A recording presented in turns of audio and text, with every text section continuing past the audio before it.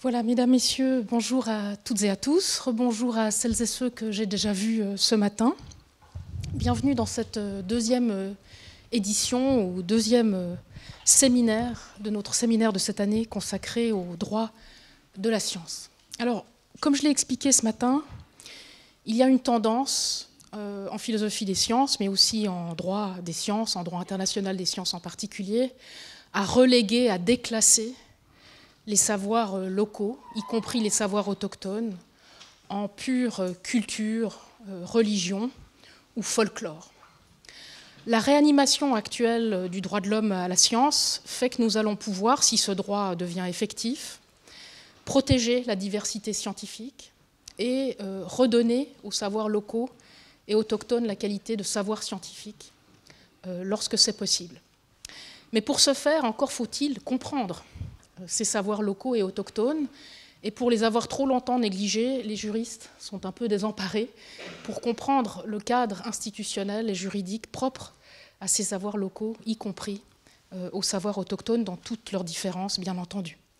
Alors pour nous aider, nous, pauvres juristes, j'ai demandé aujourd'hui à Philippe Descola de venir à notre secours.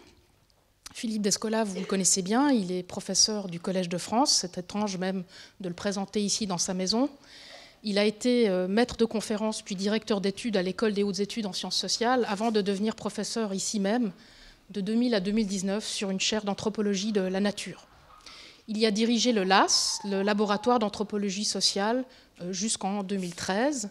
Il est médaillé d'or du CNRS, président de la Société des Américanistes depuis 2002 et membre bien sûr de nombreux autres conseils scientifiques. Plus important pour nous, il est anthropologue, ethnologue, spécialiste des questions de relation à l'environnement. Ses recherches ont notamment porté, pour nous juristes, c'est très intéressant, sur la distinction entre nature et culture, entre humain et non-humain. Et dans son dernier ouvrage, en tout cas l'un des derniers, Les formes du visible, il jette les bases théoriques d'une anthropologie de la figuration. Alors, ce qu'il nous propose cet après-midi, c'est de nous parler davantage des moyens ou de la possibilité d'une protection des savoirs autochtones. C'est une question qui se situe au cœur de son expertise, dans le domaine notamment de l'anthropologie des savoirs. Un grand merci, cher Philippe, d'avoir accepté cette invitation à venir parler aux juristes, soucieux de la diversité des sciences et d'une meilleure protection de leurs cadres normatifs respectifs. Nous sommes très honorés. Merci beaucoup. Bonsoir à toutes, bonsoir à tous. Merci Samantha Besson pour cette invitation. Je suis très heureux de me retrouver dans cette salle où j'ai commencé il y a longtemps mon enseignement au Collège de France. Je vais essayer de répondre à cette question difficile de la protection des savoirs autochtones. C'est un problème que l'on connaît parce que les accusations de biopiraterie ou d'appropriation culturelle qui sont portées par des populations autochtones et des ONG à l'encontre des firmes pharmaceutiques, à l'encontre d'organismes de recherche et de compagnies commerciales ont mis sur le devant de la scène la question plus générale de l'appropriation marchande des savoirs autochtones, que ces savoirs relèvent de domaines spécialisés comme les connaissances biologiques, ce qu'on appelle maintenant, ce qu'on a tendance à regrouper sous le terme de TEK, Traditional Ecological Knowledge, ou LEK, Local Ecological Knowledge, ou bien qu'ils concernent des aspects plus généraux d'une culture, à savoir des symboles, des images, des concepts ou des discours rituels. La première question que soulèvent ces débats est de définir la nature de ces savoirs et de déterminer à qui ils appartiennent au juste. Qu'est-ce qui constitue une connaissance exploitable, c'est-à-dire susceptible de se transformer en ressource monnayable, raison pour laquelle il faut la protéger. Toute connaissance n'est pas exploitable en ce sens. En effet, on ne parle pas ici de connaissance commercialisable, entendue au sens d'une expertise souhaitable qui peut être négociée sur le marché du travail, telle une compétence linguistique ou bien la maîtrise d'un certain type d'outils. On parle ici de connaissances en tant que marchandise au sein d'une série d'éléments d'information, au sens d'une série d'éléments d'information délimités et reproductibles, dotés d'une valeur marchande en raison des profits qu'ils peuvent engendrer. Mais quand la connaissance devient-elle une marchandise?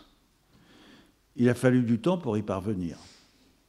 Lorsque Adam Smith ou Marx ont défini le système économique de l'ère moderne comme un système où la terre et le travail étaient des marchandises universellement échangeables sur un marché ouvert, ils ont laissé de côté la connaissance en tant que facteur de production ou force productive.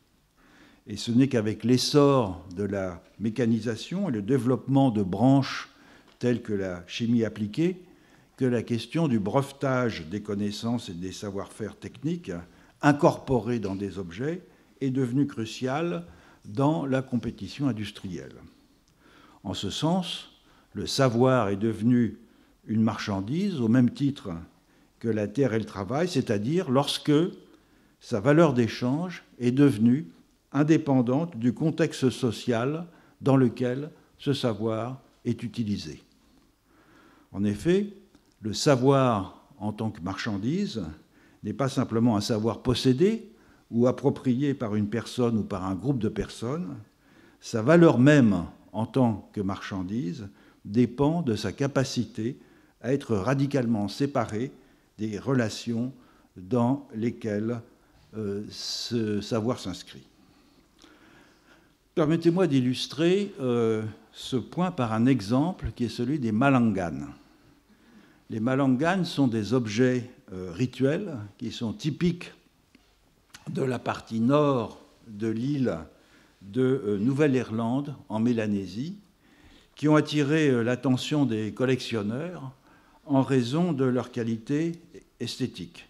Il existe environ 10 000 malanganes dans les musées et dans les collections privées du monde entier. Et malgré leur hétérogénéité en termes de forme, de conception et de matériaux, c'est très divers les malanganes. Ça peut être des sphères en vannerie, ça peut être des espèces de téléphériques qui se déplacent le long d'une liane, c'est une très très grande diversité.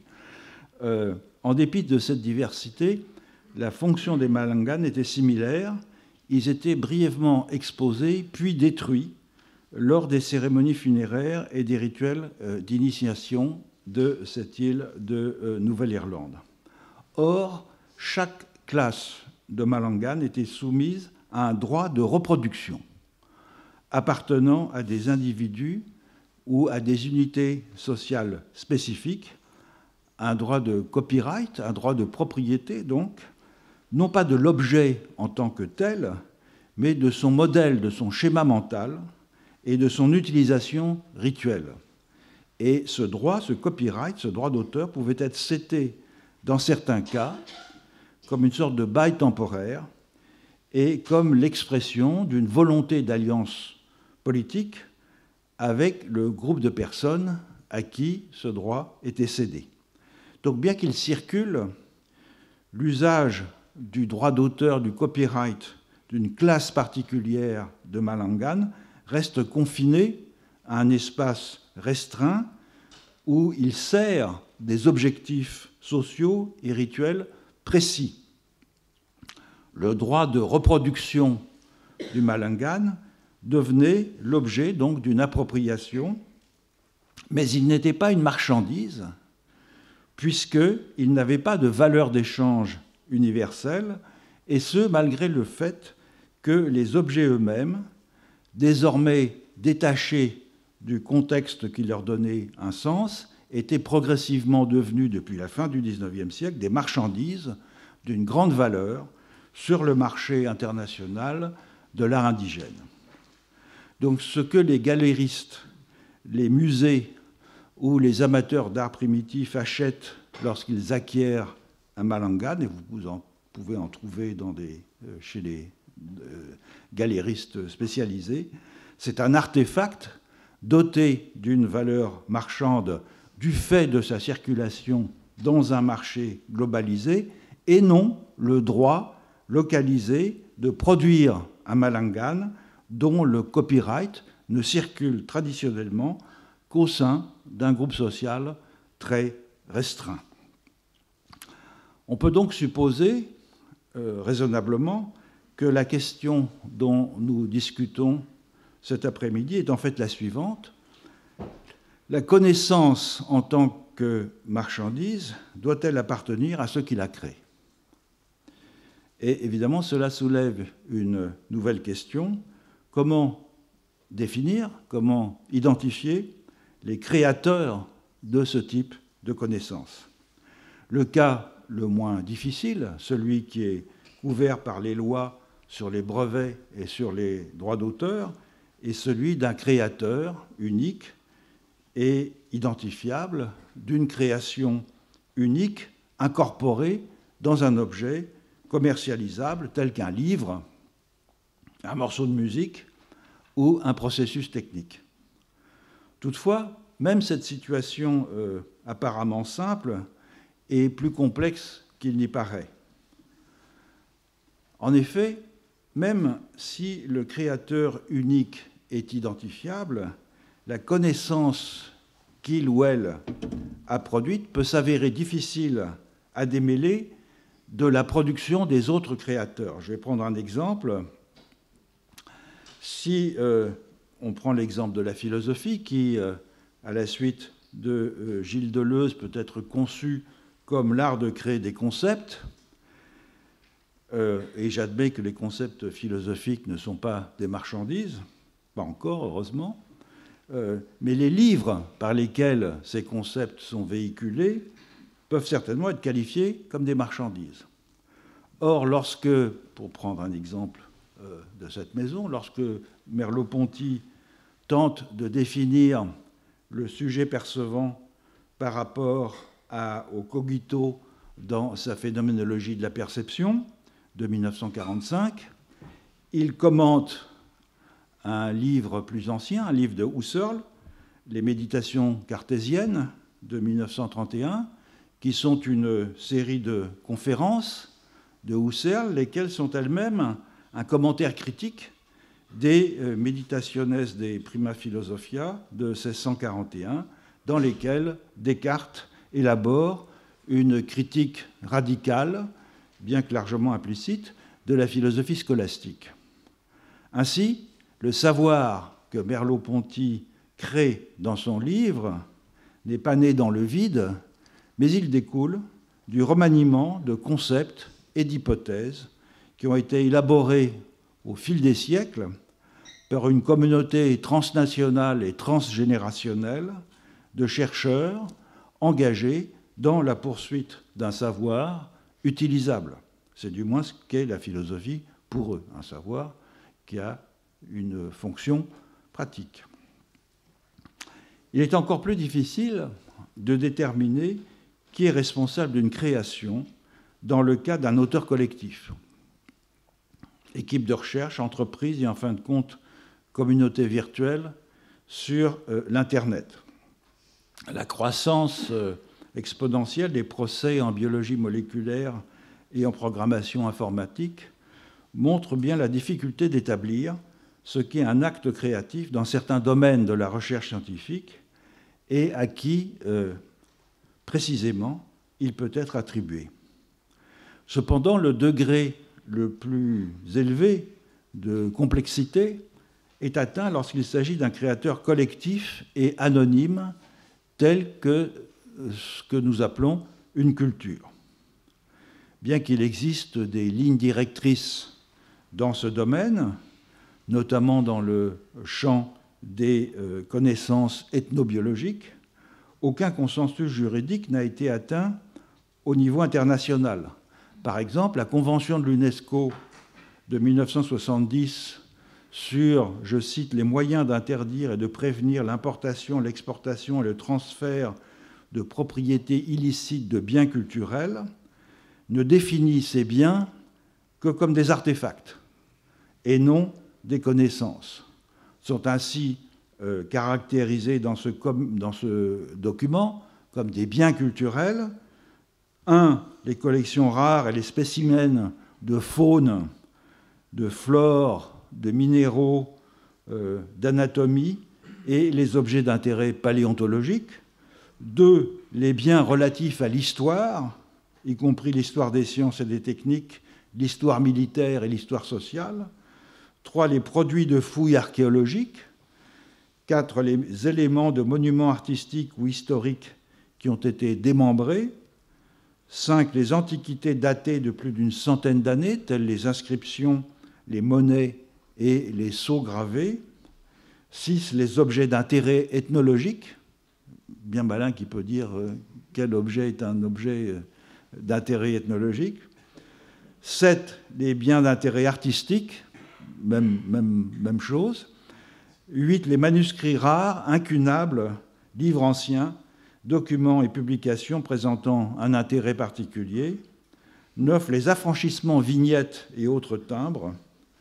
10, les archives, y compris les archives sonores, photographiques et cinématographiques.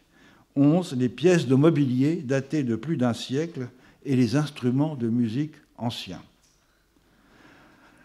Aux États-Unis, la protection et la préservation des biens culturels des peuples autochtones renvoient aux matérialisations historiques de ce qui serait sacré pour eux, et elles dépendent notamment du NAGPRA, le Native American Graves Protection and Repatriation Act de 1990, qui exige que les biens culturels soient restitués aux Amérindiens quand ils ont été trouvés dans des fouilles archéologiques. Étant entendu que par bien culturel, il faut, là encore, entendre des objets matériels, des restes humains, des objets funéraires, des armes, des outils, et tout ce qui paraît relever d'un patrimoine autochtone. Par contraste, la protection de la propriété intellectuelle des Amérindiens renvoie à leur production contemporaine dans le domaine séculier, et elle dépend d'une autre loi, l'IACA, Indian Arts and Crafts Act, également votée par le Congrès en 1990, et qui protège l'artisanat et l'art autochtone en autorisant les tribus amérindiennes à intenter des actions en justice pour, à l'évidence, ce qui est conçu comme de la concurrence déloyale. Par exemple, les poupées Katsinam, qui figurent traditionnellement les centaines de divinités des Hopis, qui sont des poupées qui sont confectionnées et données aux enfants. Ils n'ont pas véritablement un caractère sacré, si ce n'est qu'elles figurent des divinités.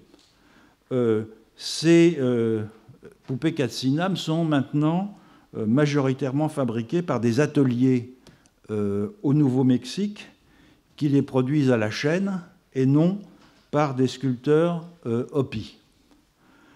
Toutefois, la protection ne concerne pas la reconnaissance ici de la propriété intellectuelle des modèles de Katsinam que les Hopis sculptent depuis des siècles, mais prohibe simplement le fait de produire des objets culturels, en l'occurrence des Katsinam, qui seraient faussement qualifiés comme étant d'origine amérindienne. C'est un peu l'équivalent de l'appellation d'origine protégée en Europe pour les fromages ou pour les vins.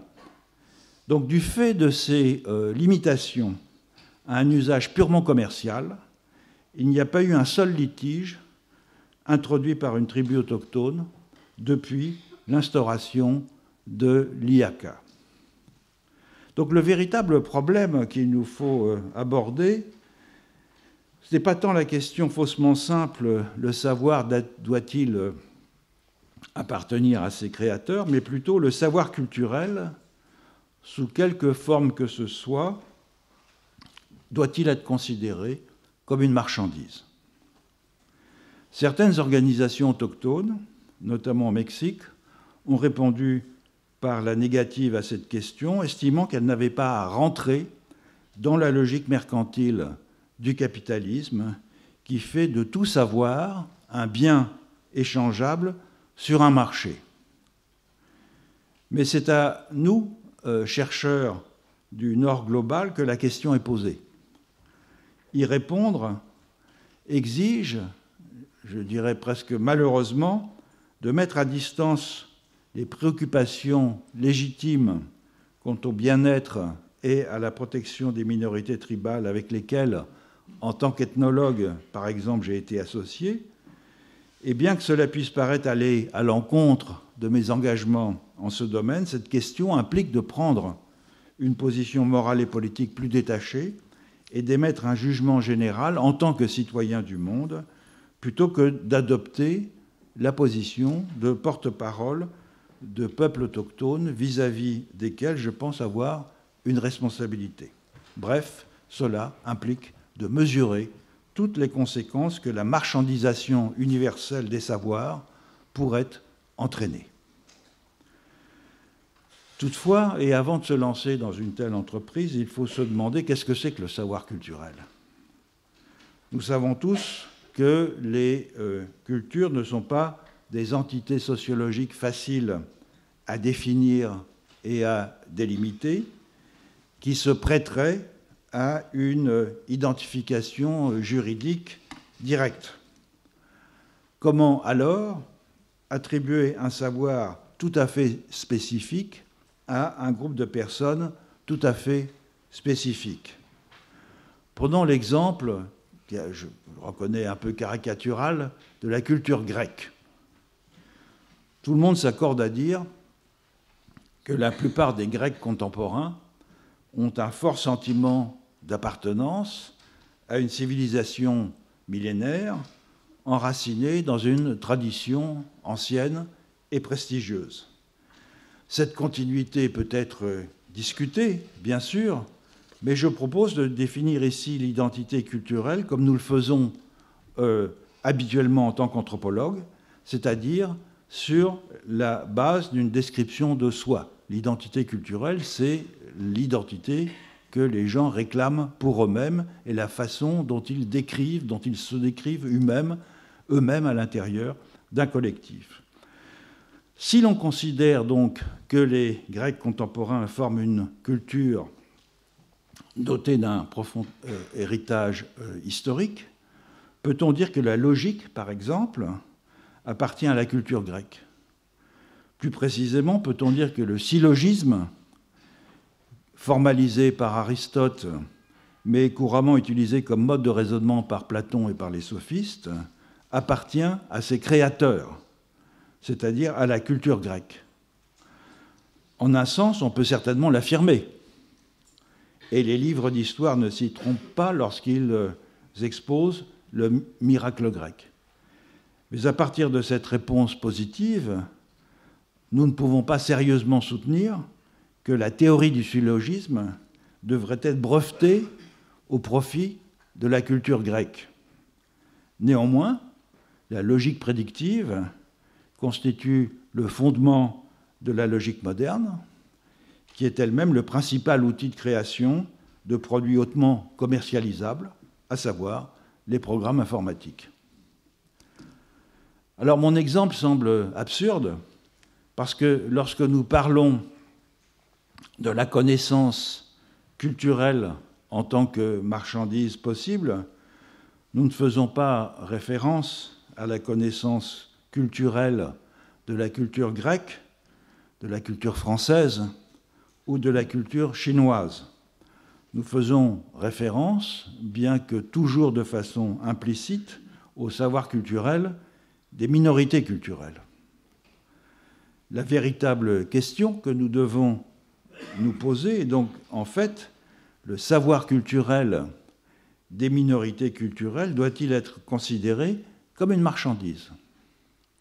On peut remplacer minorité culturelle, si on veut, par culture autochtone ou par société indigène, mais quel que soit le terme choisi, comment allons-nous définir ces entités sociales sans revenir aux définitions substantialistes du passé et sans distinguer ces entités de la situation de l'humanité ordinaire avec les risques qu'implique une telle identification sélective? Ne risquons-nous pas ce faisant, une institutionnalisation déguisée d'un apartheid culturel en tant que forme moderne de l'apartheid racial. La plupart des revendications en faveur des droits de propriété intellectuelle autochtones évitent soigneusement de définir formellement le statut des populations auxquelles des régimes de droits spéciaux devraient être accordés. Et cela s'explique peut-être par le fait que le débat s'est principalement limité jusqu'à présent aux peuples autochtones des Amériques et de l'Australie, c'est-à-dire, ou de la Nouvelle-Zélande, c'est-à-dire aux minorités culturelles et linguistiques autochtones clairement identifiables au sein des nations colonisées par les Européens. Au cours de leur lutte pour la terre, pour la dignité, pour la reconnaissance de leur spécificité culturelle, ces minorités ont souvent obtenu des statuts juridiques spéciaux ou dérogatoires concernant la propriété foncière, les droits civiques ou les droits personnels, qui contribuent donc de ce fait à les distinguer socialement et spatialement, notamment par la politique des réserves, des citoyens ordinaires, et à les rendre plus visibles en tant que sous-ensemble distincts des communautés nationales. Du reste, aux États-Unis, la mise en œuvre de dispositions législatives comme celles que j'ai mentionnées tout à l'heure, à savoir le NACPRA ou l'IACA, sont rendues possibles par le fait que les Amérindiens sont officiellement répartis en un nombre fixe de tribus reconnues en tant que telles par le gouvernement fédéral, par le département de l'Intérieur au sein du gouvernement fédéral, et il y en a actuellement un nombre fixe de 574. Donc il leur est possible, de ce fait, d'ester en justice en tant que personne morale, légalement constituée, même si l'on a vu qu'elle le faisait peu. Il est vrai que les obstacles à surmonter sont considérables. Prenons par exemple, parmi ces obstacles, l'exemple de la lutte contre le détournement et l'appropriation des symboles amérindiens par les non-autochtones. Au début du XXe siècle, par exemple, l'État du Nouveau-Mexique, qui a été officiellement instauré en 1912, donc très récemment, a ouvert un concours pour créer son drapeau. Le projet retenu, proposé par un archéologue qui avait repéré le motif sur une poterie des Pueblos Zia datant du XIXe siècle, consiste en un symbole rouge se détachant sur un fond jaune et composé d'un cercle d'où irradient, dans chacun des points cardinaux, 4 séries de 4 lignes. Outre le drapeau de l'État, le symbole se trouve maintenant sur la documentation officielle du Nouveau-Mexique, sur les plaques minéralogiques et sur de nombreux objets commerciaux d'usage courant qui reprennent bien sûr la signalétique et la symbolique du drapeau de l'État. Les Pueblos Zia ont contesté sans succès l'usage commercial de ce symbole, ce qui a incité le US Patent and Trademark Office à créer un programme intitulé Native American Tribal Insignia, qui vise à rendre plus difficile l'usage mercantile des symboles sacrés amérindiens, enfin des symboles considérés comme sacrés. Il y a toute une discussion qu'on pourra peut-être mener après sur l'utilisation du mot sacré pour définir certains types de figurations et de symboles utilisés par les Amérindiens,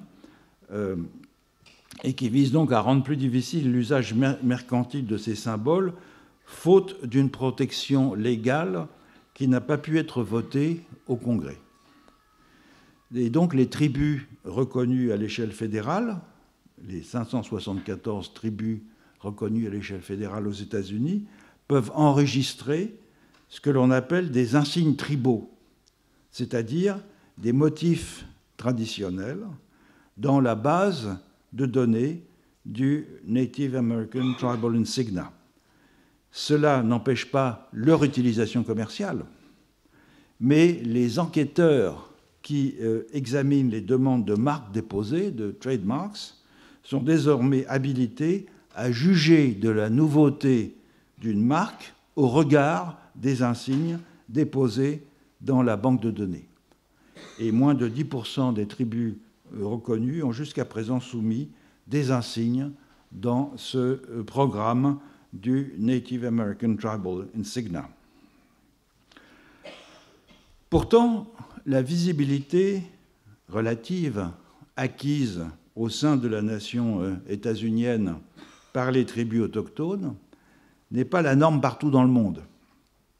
Et les partisans d'une approche qu'on pourrait appeler différentialiste de la protection des savoirs devraient peut-être prêter plus attention au fait que la diversité culturelle n'est pas seulement un phénomène interne, typique des grandes nations d'immigration européenne du type melting pot, mais aussi une caractéristique du monde entier. Or, s'il est une leçon que nous avons tirée de l'anthropologie, c'est bien l'impossibilité de concevoir les cultures comme des ensembles territoriaux délimités, définis par des ensembles d'attributs substantiels.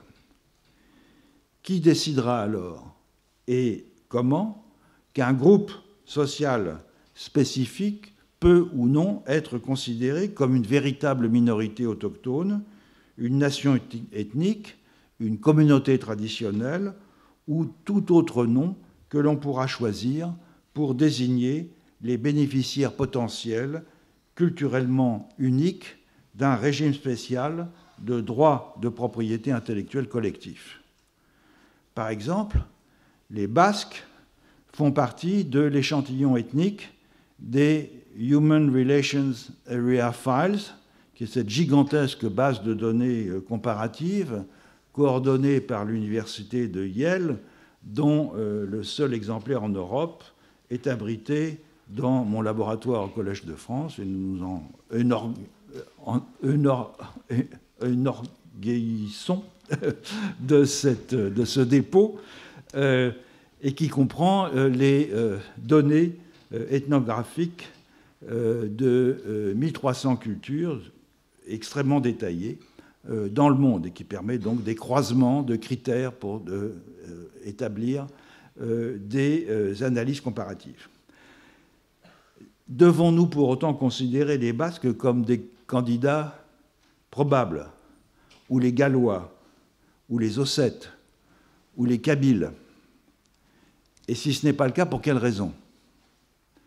Ne sont-ils pas des minorités au sein des nations avec leur propre culture et leur propre langue et une longue histoire de relations difficiles avec des États hégémoniques?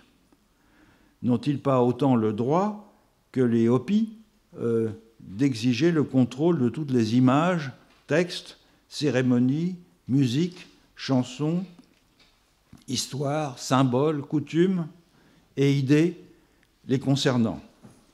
Et si la possibilité pour ces types de minorités culturelles d'obtenir un contrôle exclusif de leurs biens culturels est considérée comme fantaisiste ou ridicule, n'est-ce pas parce qu'une différence implicite est faite entre, disons, les Basques et les Kabyles d'une part, et les Hopis et les Pintupi d'Australie d'autre part, en ce qui concerne leur essence même et leur revendication d'authenticité?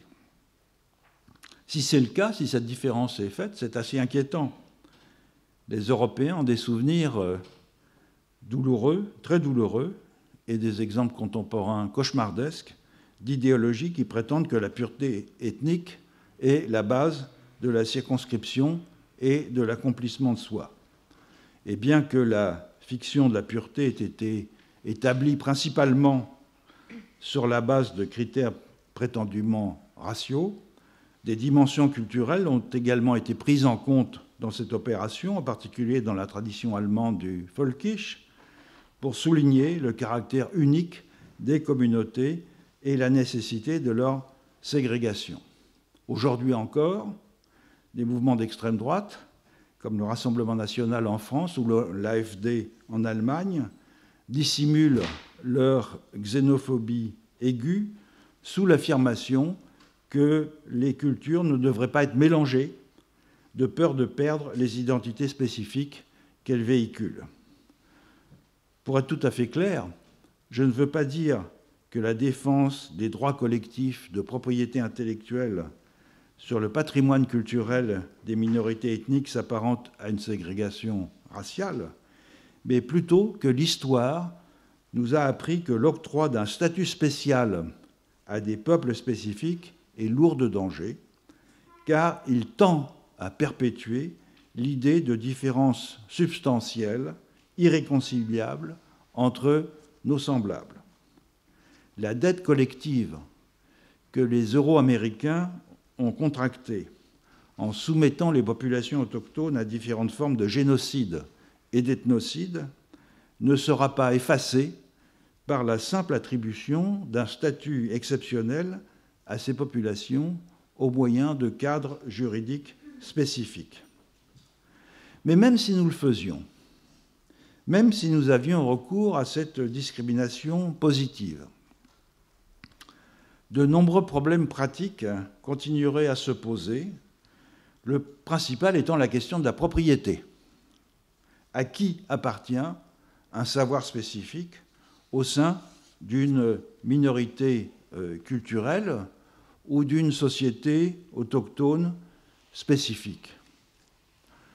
Supposons par exemple qu'un cultivar, variété cultivée, spécifique de manioc, de maïs ou de patates douces, utilisé par une communauté autochtone en Amazonie, s'avère résistant à certains parasites ou à des maladies et qu'ils deviennent ainsi commercialisables dans le monde entier en tant que variété d'un cultigène. Il s'agit sans aucun doute d'une connaissance incorporée dans un objet biologique, née d'une expérimentation minutieuse et concrétisée par un produit. Qui est le créateur de cette variété de plantes cultivées? Alors vous pouvez répondre, la culture où elle a été trouvée. Mais il se peut que le cultivar ne soit utilisé que par une infime partie de la communauté locale et qu'il ait été acquis dans un passé pas si lointain auprès d'une communauté voisine appartenant à une autre tribu ou à une autre culture où, faute d'études adéquates, sa présence restera ignorée. Par exemple, les Achuar de la Haute-Amazonie, qui m'ont accueilli pendant plusieurs années, possèdent près d'une centaine de cultivars de manioc. Cependant, chaque groupe local possède ses propres cultivars, et bien que l'on puisse dire que la diversité génétique appartient à la tribu Achuar dans son ensemble, c'est-à-dire que si on recense l'ensemble des cultivars cultivés par l'ensemble des familles Achuar en Équateur et au Pérou, un cultivar spécifique ayant une valeur marchande potentielle peut n'être propagé que par une poignée de familles. Est-ce qu'on devra considérer que seules ces familles devraient bénéficier des redevances éventuelles qu'un brevet hypothétique pourrait rapporter? Ou bien est-ce l'ensemble de la tribu qui devrait en bénéficier? Et dans ce dernier cas, comment s'exprimerait cette propriété collective? Par une organisation de base autochtone, mais supposons que, comme c'est souvent le cas, une telle organisation n'existe pas, ou supposons que, comme c'est encore plus fréquent, la tribu, je mets des guillemets, soit divisée entre 2 ou 3 organisations conflictuelles, ce qui est en général la norme à l'heure actuelle. On n'est pas du tout dans la situation caractéristique des États-Unis, où chaque groupe ethnique est reconnu officiellement et donc constitue une personne morale vis-à-vis du gouvernement fédéral. D'un point de vue moral et d'un point de vue juridique, il n'y a pas de réponse claire à ces questions. Et le fait que des entreprises ou des individus peu scrupuleux aient réussi à breveter des connaissances biotechnologiques obtenues auprès des Indiens d'Amazonie ne rend pas ces questions moins épineuses, même si cela en dit long sur l'élasticité des normes éthiques, et le faible degré d'expertise des officines de brevets.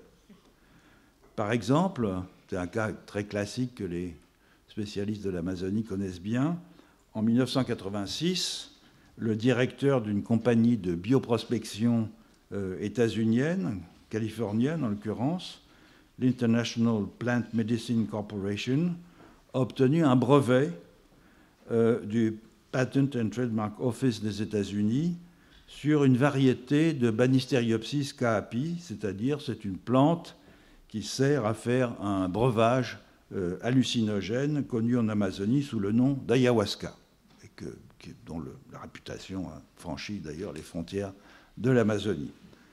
Des organisations autochtones ont attaqué à juste titre la décision, qui fut annulée dans un premier temps, puis confirmée dans un second jugement pour des raisons qui prendraient beaucoup trop longtemps à expliciter, mais qui sont intéressantes précisément du point de vue du droit des brevets. Pour faire un parallèle, c'est à peu près comme si un kidam venait ramasser un plant de Malbec ou de Pinot Noir dans un vignoble français et se faisait délivrer un brevet d'exclusivité sur son usage auprès d'une officine de brevets à l'étranger. Pour terriblement choquante que soit l'affaire, toutefois, elle n'apporte aucune lumière sur la question du droit de propriété originel de l'ayahuasca, puisque plusieurs dizaines de groupes ethniques de la région amazonienne utilisent actuellement cette préparation. Personne ne saurait dire avec exactitude à qui elle appartient. Au demeurant, ce que le cadre légal et la jurisprudence de l'Office des brevets états-uniens montrent aussi clairement, comme l'ont constaté à leurs dépens divers groupes autochtones lorsqu'ils ont voulu faire patenter des variétés qu'ils avaient sélectionnées au cours de siècles d'expérimentation agricole, c'est que la protection juridique sur des cultivars, c'est-à-dire sur des savoirs ethnobiologiques qui ont permis la production de ces cultivars, ne peut s'appliquer qu'à des individus, que ce soit des personnes ou des firmes, et non à des collectivités. Autrement dit, le brevet protège le droit d'un semencier sur une variété et non d'un groupe tribal sur des semences traditionnelles. Et en ce sens, le concept de propriété intellectuelle communautaire paraît incompatible avec un régime légal fondé sur la propriété privée individuelle. D'où le paradoxe dans lequel les anthropologues, beaucoup d'anthropologues, et moi-même en particulier, nous trouvons. En tant qu'anthropologue activement engagé depuis de nombreuses années dans l'étude ethno-écologique des Amérindiens d'Amazonie, je comprends parfaitement l'enjeu de ne pas les priver du peu qu'il leur reste, après qu'on les ait dépouillés de leurs terres et de leur force de travail. Le peu qu'il leur reste, ce sont leurs savoirs traditionnels. Mais je comprends aussi très bien qu'une fois accordée la possibilité de breveter des connaissances biologiques, cette possibilité ne pourra pas être limitée aux autochtones d'Amazonie. Voulons-nous vraiment que les laboratoires qui cartographient le génome humain déposent des brevets sur les séquences de gènes? Donc, en focalisant la question de la propriété intellectuelle sur les questions d'éthique ethnobiologique, nous risquons aussi de mal interpréter les graves inconvénients que comporte dans d'autres domaines la marchandisation des savoirs culturels. Ce processus est indubitablement en cours, tant dans le monde occidental que dans les pays du Sud, en partant du principe que la culture immatérielle doit être traitée comme un patrimoine national, régional, local, ethnique, etc., du même type que les artefacts, les paysages ou les bâtiments culturellement saillants. Mais un tel concept occidental de propriété et de fermeture nationaliste ne tient pas compte du fait que les biens culturels provenant de l'extérieur peuvent aussi être très appréciés par des minorités culturelles. Par exemple, dans la majeure partie de la Haute-Amazonie, les savoirs chamaniques, c'est-à-dire des savoirs exploitables utilisés pour le traitement de l'infortune, circulent sur de grandes distances, chaque ethnie, chaque communauté locale ayant tendance à considérer les savoirs chamaniques venus de loin comme ayant une efficacité supérieure à celle à la leur, ou du moins comme constituant un complément nécessaire à celle-ci. Ce genre de savoir doit-il devenir une marchandise? Est-il souhaitable qu'il soit protégé par des brevets, des taxes à l'importation, des droits d'auteur? Ces questions peuvent paraître absurdes à ce stade, peut-être en partie à cause d'un certain préjugé ethnocentrique qui nous fait considérer le savoir ethnobiologique comme authentique et légitime, et donc potentiellement convertible en marchandise, et le savoir chamanique tout simplement comme une superstition et donc indigne d'une protection légale. Cependant, ces questions ne resteront pas absurdes longtemps, surtout avec la mode actuelle des écoles chamaniques euro-américaines. Si nous admettons que le savoir ne doit pas être libre. Alors je crois profondément que ce n'est pas en prenant une marchandisation accrue du savoir que nous allégerons le sort des minorités tribales, mais plutôt en luttant pour un monde dans lequel, d'une part, la propriété ne serait pas la seule mesure de la capacité d'une personne à contrôler son destin, et où, d'autre part, une grande partie des aménités dont nous disposons pourraient être traitées comme des biens communs dont les droits d'usage seraient fixés par des conventions entre usagers à l'encontre du mouvement d'accaparement des communs qui n'a cessé de s'accélérer et de s'étendre depuis le début des enclosures en Angleterre. Je dirais que c'est peut-être une utopie, mais je pense que c'est une utopie indispensable. Merci.